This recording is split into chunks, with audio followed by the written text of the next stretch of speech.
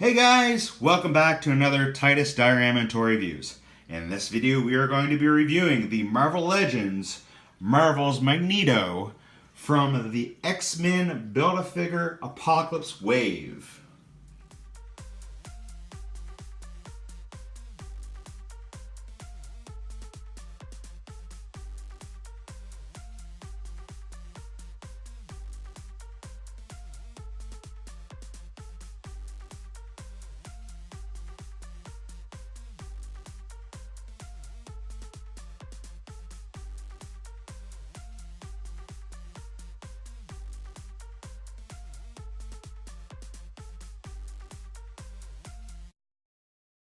So as you guys can see, Magneto comes in the standard Marvel Legends window box packaging. This allows you to not just see the figure, but any accessories and any Build-A-Figure pieces that come in the packaging. The side of the box has some very nice artwork of the character, and of course the back of the box has a short little bio, and it includes a product shot and a list of all the other figures that you need in order to complete the Apocalypse Build-A-Figure from this wave. So with that, guys, let's go ahead and get Magneto out of the packaging, take a look at his accessories, the Build-A-Figure piece that it comes with, and let's get to it. Alright guys, so here is Marvel's Magneto out of the packaging. And first of all, let's talk about the Build-A-Figure that he comes with. He comes with the right arm of Apocalypse. Very nicely detailed. Not going to spend too much time on this one because I'll be doing a Build-A-Figure review once I have all the parts. So we're going to move this to the side. He also comes with two of these magnetic effects. As you can see, they're the same effects that come with Storm, so the lightning effects. But as you can see, you can get a pretty good pose out of them. He comes with two of the purple open hands for when he's using his magnetism power. He also comes with two closed fist hands. They're nicely done. They're just molded in black, so there's no paint job to them.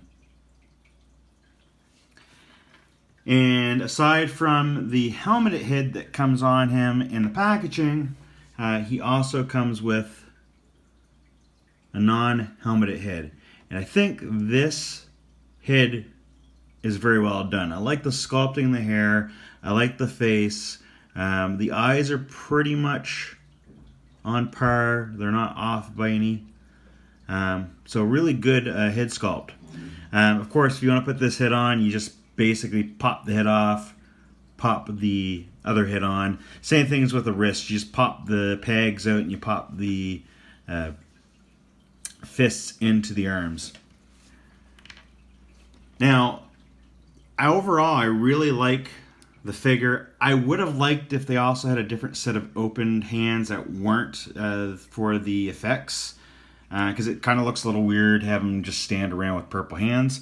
But other than that, I mean, it's not too bad. Overall, I like the figure. I do have some issues with some of the paint on this guy. It's a black figure for the most part, other than the shoes and the armbands up here. They were molded in red, and then they did the red paint job over top of the black plastic. Unfortunately, I have a few spots where the black paint, or the black coating underneath, didn't get covered by the red paint. So you can see it on the helmet here. You can see a little bit on the stripes and in the legs here as well. It's not a real big problem for me. I don't mind it too much. This particular costume I'm not too familiar with. I liked him in his 90s cartoon costume better than this, but I wanted a Magneto to go in my collection. I do like the cape that comes on him. The only downside to the cape is that it does unpeg from the back and move around quite a lot, and it does somewhat interfere with the arms being moved, because this is all one piece instead of having it clipped onto the actual figure, like on Wolverine, so that way when you move the shoulder joints up, the shoulder pads move with it. In this case, when you move, and this shoulder's a little stiff, but when you move the shoulder up, you can kind of see it looks a little awkward. But, oh well. He's still in my collection. He's still going to look good facing off with my X-Men. So I'm not too concerned about that. And I can also remove the actual cape if I don't want to display him with the cape on. Alright guys, let's quickly go over Magneto's articulation. He can look quite far up. And he can look quite far down.